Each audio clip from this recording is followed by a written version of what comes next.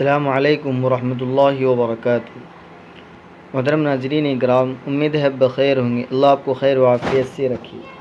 ناظرین، آج ہم بات کریں گے آیت الکرسی کے متعلق، اس کی کیا فضیلت ہے اور اس کی کتنی طاقت ہے اور اس کے عمل کے کیا فائدے ہیں، اس کے ذریعے ہمیں کیا ملتا ہے۔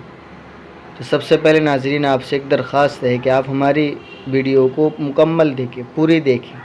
اگر آپ چینل پر نہیں ہیں تو آپ سبسکرائب کریں، کمنٹ کریں اور لائک بھی ضرور کریں اور شیئر بھی کریں، تاکہ آپ کو نئی آنے والی ویڈیو ملتی رہے۔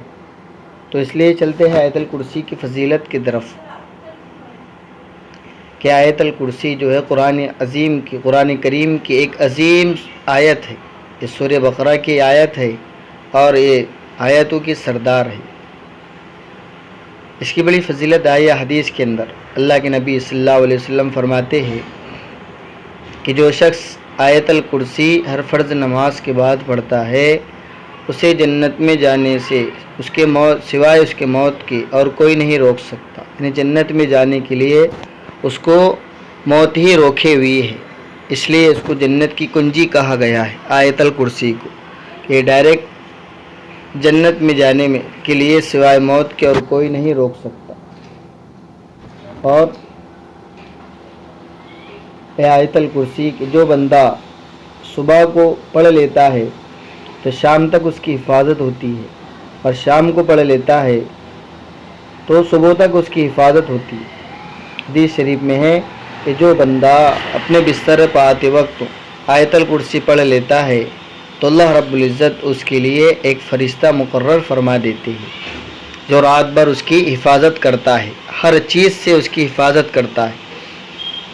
حدیث شریف کے اندر آتا ہے کہ جو شخص ایک مرتبہ آیت الکرسی پڑھ لیتا ہے تو 30 دن تک وہ شیاطین کے شر سے محفوظ رہتا ہے، اور جو ایک مرتبہ پڑھ لیتا ہے آیت الکرسی، وہ 40 دن تک جادو کے اثر سے محفوظ رہتا ہے، یعنی اس پر جادو کا اثر نہیں ہو سکتا ہے۔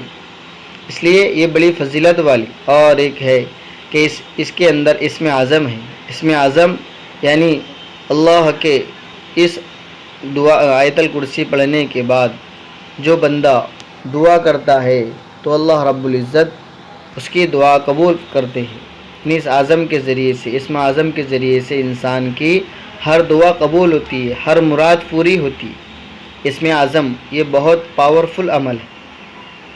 اس میں آیت الکرسی کے اندر اسم اعظم ہے، اس وجہ سے جو بندہ اس آیت الکرسی کا اہتمام کرتا ہے تو اللہ رب العزت فرشتوں کے ذریعے سے اس شخص کی حفاظت فرماتے ہیں۔ اس لیے ہم اس کو یاد کریں، اور یاد ہے تو خود ہم اس پر روزانہ عمل کی کوشش کریں۔ اللہ عمل کی توفیق عطا فرمائے۔ والسلام علیکم۔